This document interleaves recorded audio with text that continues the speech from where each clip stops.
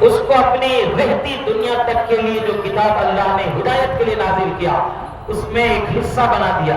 فرمایا کانوا قلیلا من اللیل ما یہجعون وبالاسحار هم یستغفرون کہ میرے بندوں میں سے بعض بندے ایسے ہیں رات میں بہت کم سوتے ہیں اور سحری کے وقت میں استغفار کرتے ہیں. تیسری بات جو اللہ اس کے رسول کی طرف سے ہمارے اوپر لازم ہے آج کے دن وہ یہ کہ اللہ رب العالمین آج سماج کے کمزور، یتیم، بیوہ، ضرورت مند، حاجت مند،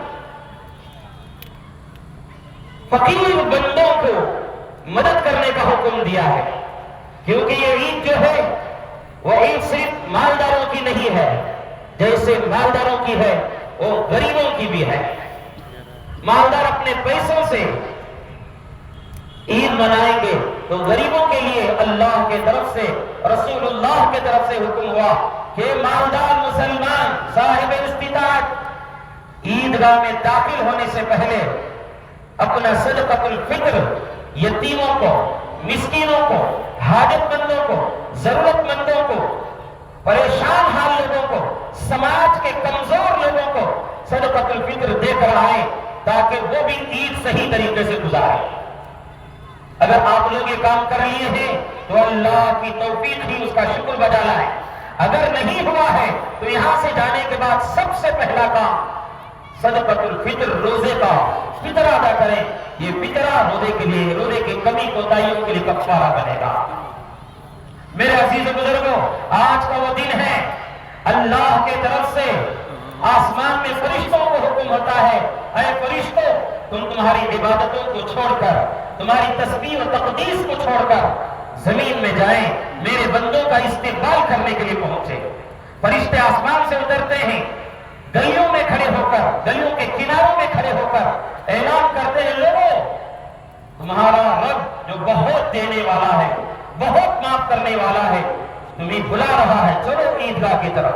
جب بندے عیدگاہ کی طرف آ جاتے ہیں تو اللہ تعالی فرشتوں سے خطاب کر کے پوچھتے ہیں فرشتوں بتاؤ ان مزدوروں کا کیا بدلہ ہے جو پورا کام کر چکے ہیں. فرشتے کہتے ہیں یا اللہ پوری مزدوری دے دی جائے. تو اللہ تعالیٰ کہتے ہیں فرشتوں تم گواہ رہو، میں ان بندوں کو روزوں کے بدلے، تراویح کے بدلے ان کی مغفرت کر دی اور میں ان سے راضی ہو گیا.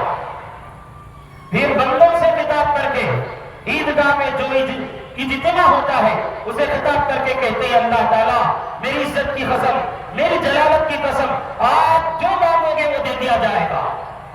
آخرت مانگو گے، جنت مانگو گے، جنت دے دی جائے گی. دوزخ سے چھٹکارا مانگو گے، دوزخ سے چھٹکارا دے دیا جائے گا. بزرگ عزیزوں، آج اس مجلس میں کھڑے ہو کر بیٹھ کر بڑا سا بڑا گنہگار، چھوٹا سا چھوٹا گنہگار اللہ سے ہاتھ اٹھا کر، نوجوان ہو یا 90 سال کا بوڑھا ہو، اللہ کی بارگاہ میں کہا ہے یا اللہ میرے گناہوں پر مجھے شرمندگی ہے، میرے گناہوں پر مجھے افسوس ہے. یا اللہ میں شرمندگی کے عالم میں معافی چاہتا ہوں، توبہ کرتا ہوں، استغفار کرتا ہوں. تو اللہ کے طرف سے آواز آتی ہے بندے تو میرے دربار میں آنے میں دیری کی ہے، میں تجھے معاف کرنے میں تاخیر نہیں کروں گا. اللہ کی طرف سے آواز آتی ہے جو دنیا آج مانگو گے وہ دنیا دی جائے گی بشرطے کہ وہ دنیا تمہارے حق میں بہتر ہو. اگر وہ چیز تم مانگتے ہو جو تمہارے حق میں بہتر نہیں ہے تو ہم اس سے بہتر چیز اس کے بدلے میں تمہیں دے دیں گے. پھر اس کے آخر میں اللہ تعالیٰ فرماتے ہیں بندو جاؤ، اس مجلس سے جاؤ بخشے جاؤ، اس حال میں جاؤ کہ تم مجھ سے راضی ہو اور میں تم سے راضی ہوں، میں تم سے راضی ہوں، تم مجھ سے راضی ہو. جب بندے جانے لگتے ہیں تو پھر ان کو پکڑ کر کہا جاتا ہے بندو یاد رکھو زندگی گزارتے وقت جوانی میں ہو، بڑھاپے میں ہو،